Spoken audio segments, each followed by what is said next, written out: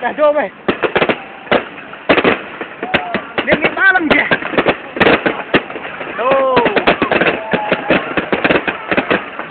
My beautiful. Bukan siang. Hai lah kan. Kan et you, kan et. Wah đẹp. Ai. Soal nắm tay gì đó rồi. Kadang terus jauh. Ganti. Kau đến nhỉ? Bám nó tọ em là bụng ban. Ya. Tọ em ơi, ta làm gì? Tọ nó vươn ha bây giờ. Công viên chỉ xin.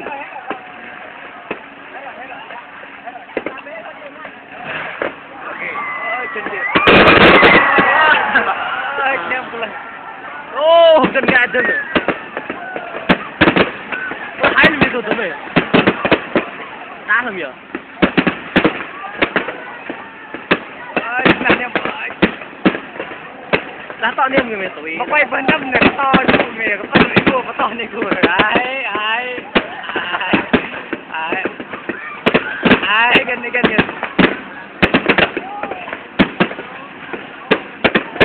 Chi này.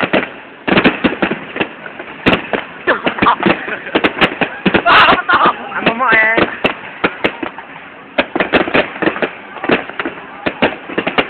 Nè chị em ơi, gần đi ơi, chân chị em lòng.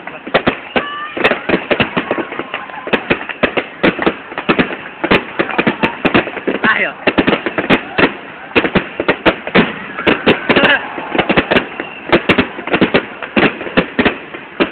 Irang enak semua.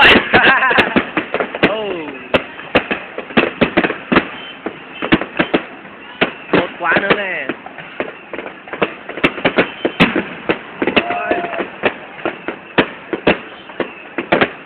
Em sợ mấy bắt quá. Một người không thành công. Một người bị thúi rồi. Ôi chân gì?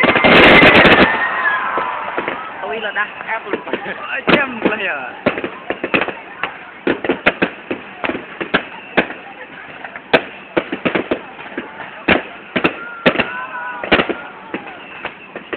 Cái này đừng đưa lên YouTube là chắc rồi.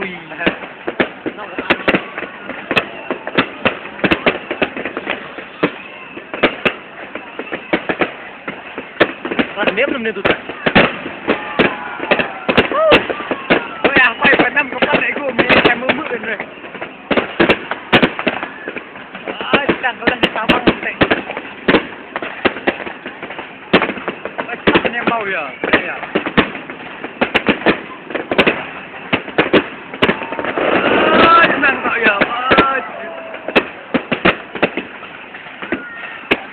Đây nữa. Nè kia rồi ơi. Hay là mình quay đi tụi ạ.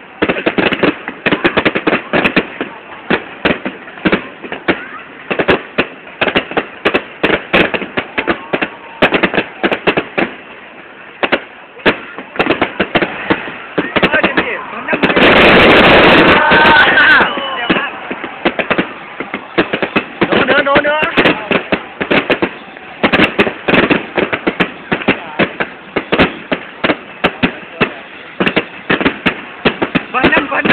Phần năm.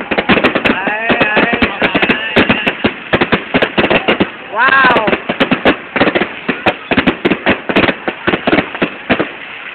Em tài kìa. Vì ba làm gì? Chân kia phần 5 đi. Phần 5 nên làm quay kìa.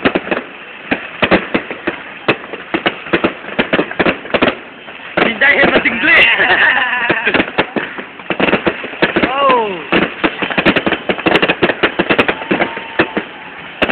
Làm tay, mê tay, làm tay. Ai. Ai.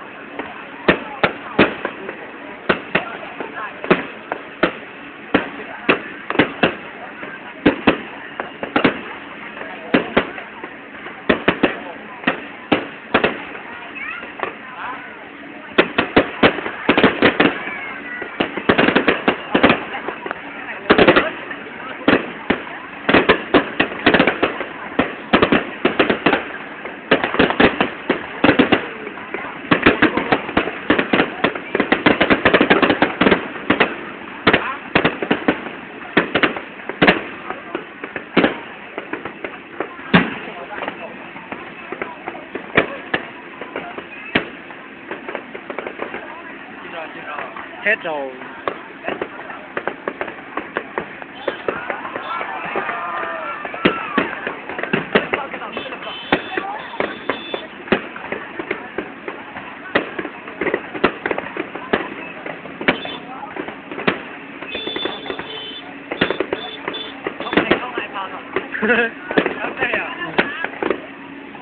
Ôi, gần ai gần này.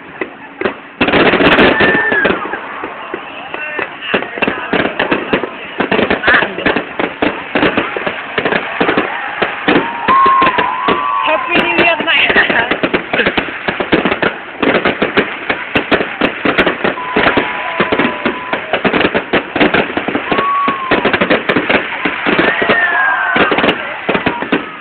Chào quay nè.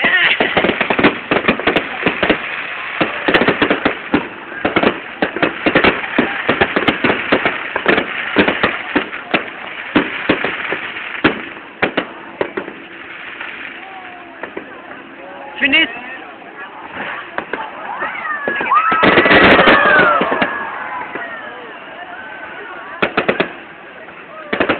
Đẹp chưa ta?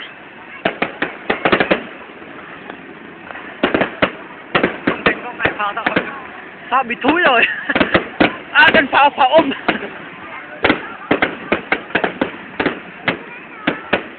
Cái trước của tao mà đam này.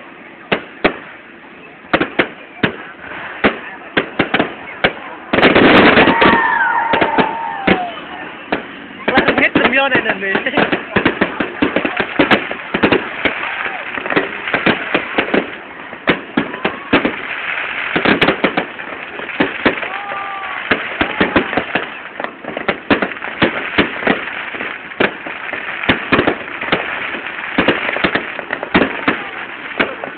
Tôi cho nó canh thô gần về thôi cái tụi mình. Nè nè.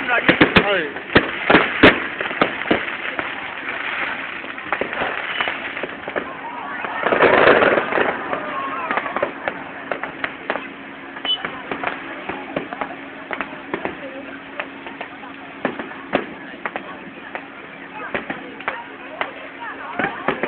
Mưa pháo hoa.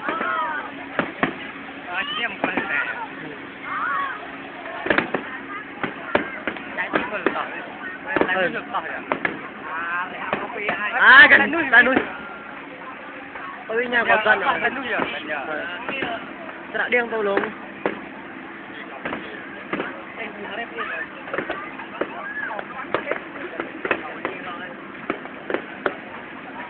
Mình cái chim có cao rồi.